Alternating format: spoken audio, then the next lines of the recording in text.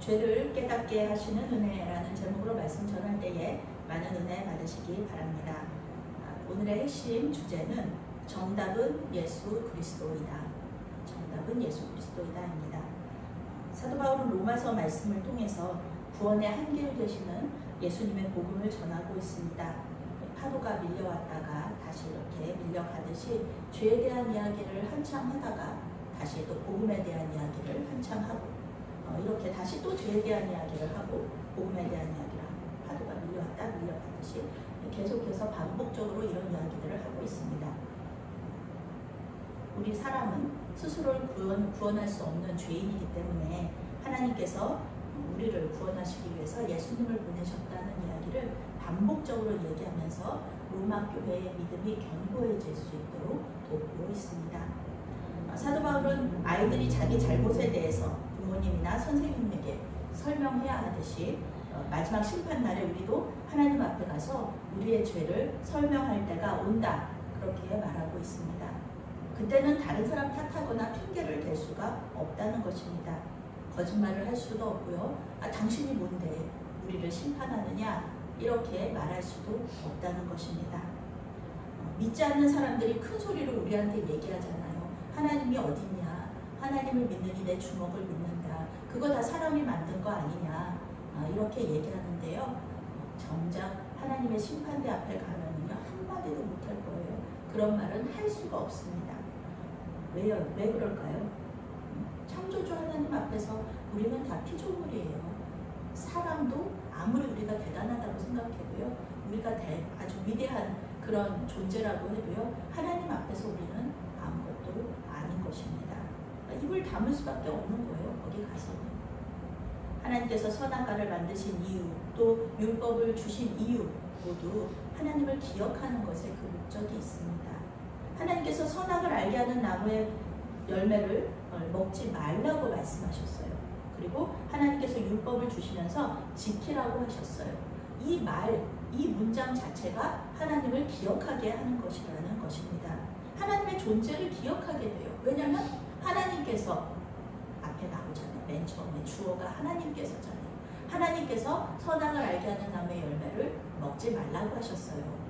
하나님께서 율법을 주시면서 지키라고 하셨어요. 주어가 하나님이라는 겁니다. 하나님 계신 것을 누가 모르느냐, 어떻게 기억하지 못할 수가 있느냐, 이렇게 얘기하는데요. 신명기에서 모세가 가장 염려했던 부분이 무엇이었습니까? 믿음의 다음 세대가 하나님을 잊는 것이었어요. 실제로 사사기나 여호수아를 읽어보면요, 믿음의 다음 세대가 주님을 잊어버리고 자신들의 왕이 되어서 자기 뜻대로 살았다, 이런 말씀들이 나오잖아요. 그런 내용들이 나오잖아요. 사도 바울은 율법이 하나님과의 관계를 지속하게 하는 하나의 방법이었다고 얘기합니다. 하나님을 계속해서 기억하게 하는 하나의 방법이었다는 것입니다. 율법을 받았고 할례를 행함으로써 하나님께 선택받았다는 이 우월감 가지라고 율법 주신 게 아닙니다. 사람의 노력으로는 절대로 율법을 지킬 수 없다는 것을 깨닫고 고백하면서 하나님께 나가라고, 내가 죄인임을 고백하면서 하나님 저 율법 지키려고 노력했는데 안 돼요, 못하겠어요, 이렇게 말하면서 주님 앞으로 나아가라고 율법을 주셨다는 것을 깨닫는 것, 그것이 바로 율법을 주신 이유라는 것입니다. 죄에 대한 문제를 이야기한 사도 바울은 다시 복음으로 넘어가고 있죠. 죄의 문제를 해결할 수 있는 길이 있다, 이런 희망의 소식을 전해주고 있는 거예요, 우리에게. 이것이 복음이고 기쁜 소식이라는 겁니다. 죄의 문제를 해결할 수 있는 방법이 있다. 율법으로는 구원받을 수 없다는 것을 깨달은 자에게 나타나는 하나님의 은혜입니다. 율법을 아무리 지켰어요, 아무리 열심히 지켰는데 안 돼요. 율법 하나라도 안 지키면 안 되거든요. 그런데 뭐 사랑하라, 이것도 어렵죠. 그리고 또 이렇게 부모님께 순종하라, 이것도 어려워요. 100번 순종했는데 한 번 순종 못했어요. 그러면은 율법 지킨 거 아니거든요. 율법으로 구원받을 수 없다. 율법으로는 의롭게 될 수 없다. 율법으로는 율법 잘 지킨다고 해서 하나님과 온전한 관계 속으로 들어갈 수가 없다. 이렇게 깨달은 사람들한테 주시는 하나님의 은혜, 내가 죄인이다, 그것을 깨달은 사람들에게 주시는 은혜, 그것이 바로 하나님의 의, 거룩하신 하나님과 다시 친밀한 관계 속으로 들어갈 수 있는 방법, 그것은 바로 예수님을 믿는 것이라는 것입니다. 학생들이 아무리 정답을 적어서 내요, 답안지에다가 정답을 적어서 내요. 그런데 선생님이 동그라미를 쳐줘야지 정답이지, 그게 선생님이 X표를 치면은 그건 정답이 아닌 겁니다. 선생님이 누구시냐면, 구원의 방법을 알려주는 선생님이 누구시냐면 하나님이세요. 하나님이, 예수님이 정답이라고 얘기하신 거예요. 이미 다 알려주잖아요. 교수님들도 선생님들도 답이 뭔지 다 알려준 다음에 시험 치르잖아요. 하나님께서 알려주셨어요. 정답은 예수님. 예수님을 믿는 것이 구원의 길이다, 구원의 방법이다 알려주셨어요. 그런데 거기다가 동그라미를 쳐야지, 다른 데다가 동그라미 치면은 그게 무슨 정답이겠습니까? 우리는 예수님을 통해서만 하나님께로 나아갈 수 있다는 것을 믿으셔야 됩니다. 그것이 하나님께서 알려주신 의롭다 하심을 받을 수 있는 방법이라는 것입니다. 사도 바울은 3장 23절에서 모든 사람이 죄를 범하였음에 하나님의 영광에 이르지 못하더니 라고 말하고 있습니다. 아담이 선악을 알게 하는 열매를 먹기 전에 몸에 두르고 있었던 것이 바로 쉐키나 영광이라는 것입니다. 하나님의 임재를 뜻합니다. 하나님의 현존 앞에서 자유롭게 사는 것, 그것이 바로 하나님께서 우리에게 주신 은혜였어요. 그런데 죄가 세상에 들어오면서 우리는 하나님과 멀어질 수밖에 없죠. 왜냐하면 하나님 거룩하신 분으로요, 죄와 함께 하실 수 없어요. 하나님은 의롭고 우리는 죄인인데 어떻게 다시 하나님과 친밀한 관계 속으로 들어갈 수 있을까? 어떻게 다시 영광의 그 현존 속으로 들어갈 수 있을까? 그 방법을 사도 바울은 그 예수님을 믿는 것이 그 질문에 대한 답이라고 이야기하고 있는 것입니다. 예수님께서 보혈을 흘려주셔서 죄의 노예되었던 우리를 핏값으로 사셨다. 그리고 자유롭게 해주셨다. 이것이 바로 속량이라는 것입니다. 성경에서 말하는 속량, 대속, 이런 것들이 다 예수님께서 하신 일들이죠.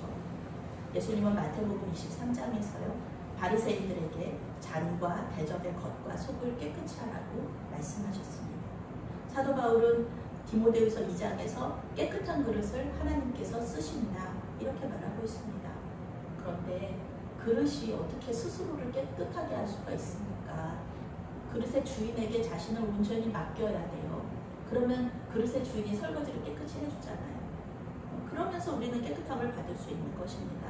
주님의 보혈로 우리를 깨끗이 씻어야지 하나님께서 즐겨 쓰시고 또 그 잔과 대접의 겉과 속이 깨끗해져서 하나님께 칭찬받는, 우리 예수님께 칭찬받는 그런 사람이 될 수 있다는 것입니다. 다른 것으로는 안 됩니다. 다른 것으로는 우리 죄를 씻을 수가 없습니다. 하나님께서 구약시대에 어린 양의 피로 이스라엘 백성들의 죄를 속해주셨어요. 원어로는 속한다는 게 이제 덮는다 그런 뜻이에요. 죄는 있어요. 그런데 이 죄를 안 보이게 하려면 어떻게 해야 돼요? 뭔가를 덮어야 돼요. 그런데 하나님께서는 그것을 예수님의 피로 덮어주셨다는 거예요. 그래서 죄가 보이지 않게 하셨다는 거예요. 이러한 속죄의 방식을 믿는 사람만이 구원을 받는다. 이것이 성경에서 말하는 구원론입니다. 그러니 사람이 구원에 대해서 자랑할 건 아무것도 없어요. 하나님과의 관계 회복을 위해서 우리 인간이 한 것은 아무것도 없다. 하나님께서 다 하셨다. 이것을 우리가 고백하는 것이죠. 그것이 믿음이라는 것입니다. 이 세상에 많은 사람들이 구원의 길을 찾았습니다. 그리고 그 구원의 길이 진리라고 말하고 있습니다. 기독교보다 더 오래된 종교들을 보면요, 얼마나 정교하고 아름다운지 모릅니다. 오늘 로마서 말씀도 참 구절구절이 아름다워요. 이렇게 읽고 우리가 또 외우고 묵상하기도 하는 말씀들인데요, 참 아름다워요. 그런데요, 불교 경전이나 유교 경전들도 얼마나 아름다운 말들로 가득 차 있는지 몰라요. 힌두교나 조로아스터교도 인간의 구원을 위해서 여러 가지 방법을 이렇게 내놓았어요. 여러 가지 방법론들을 전해줍니다. 인간의 지혜의 결정체예요. 종교는. 인간 지혜의 결정체가 바로 종교인 것입니다. 우리 인간의 지혜로 구원을 위해서 끊임없이 질문하고 대답하고 질문하고 대답하고 그것을 모아놓은 것이 이 종교 경전들이라는 말이에요. 우리 인간의 지혜로 구원을 위해서 끊임없이 질문하고 대답하며 축적해온 이 보고가 바로 이 종교들이라고 말할 수 있습니다.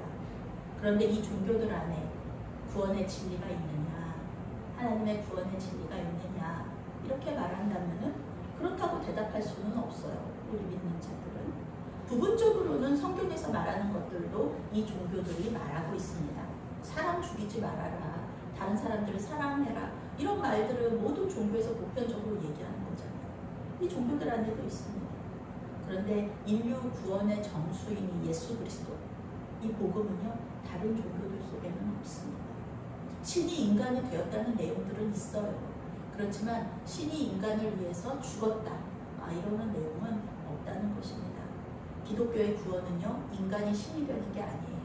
많은 종교들이 인간이 신이 되려고 해요. 그렇지만 기독교는요 신이 인간이 신이 되는 것이 아니라 하나님이 우리에게 오셔서 우리를 받아주셨다는 것입니다. 하나님과 친밀한 관계 속으로 들어갔다는 것입니다. 그것을 하나님께서 하셨다는 거예요.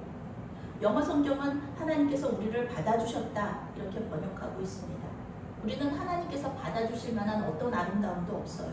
그런데 예수님을 믿는 그 믿음을 보시고 하나님께서 우리를 의롭다고 여겨주셔서 그 관계 속으로, 하나님과 우리와의 그 친밀한 관계 속으로 우리를 받아주셨다는 겁니다. 사도 바울이 죄와 구원의 복음에 대해서 이렇게 계속해서 말하는 이유는요, 이 편지를 읽는 사람들이 죄와 복음의 관계를 잘 이해할 수 있도록 그런 이유도 있지만 우리가 잘 잊어버리기 때문에도 그래요. 어제 권희순 교수님이 찬양의 기도, 웰커밍 프레이어라는 기도 방법에 대해서 말씀을 해주셨어요. 그런데 이 교수님은 이 기도문을 책상 위가만이 아니라 핸드폰에다가만이 아니라 텔레비전 위에도 붙여놓고 냉장고에도 붙여놓는다는 거예요. 왜냐하면 우리 인간의 본성은요, 하나님 향하는 것이 우리 인간의 본성이 아니라 항상 우리 자신을 바라보는 것이 인간의 본성이기 때문에 그렇다는 거예요. 하나님 바라봐야죠. 하나님 뜻을 구하고 하나님 뜻대로 우리가 순종해야죠. 그런데 우리의 본성은 그게 아니거든요. 우리는 우리 자신 보고 우리 뜻대로 하기를 원하잖아요. 우리 욕심대로 살기를 원하잖아요. 그것이 우리의 본성이에요. 사도 바울은 우리의 본성을 그냥 아예 하나님께 던져버리라고 얘기해요. 그래서 나는 죽는 거예요. 그냥 나는 죽은 사람이에요. 죽은 사람이 뭐 내 뜻이 어디 있어요. 다 하나님 뜻대로만 사는 거지. 사도 바울은 자기 자신을 그렇게 하나님께 던져드렸다는 거예요.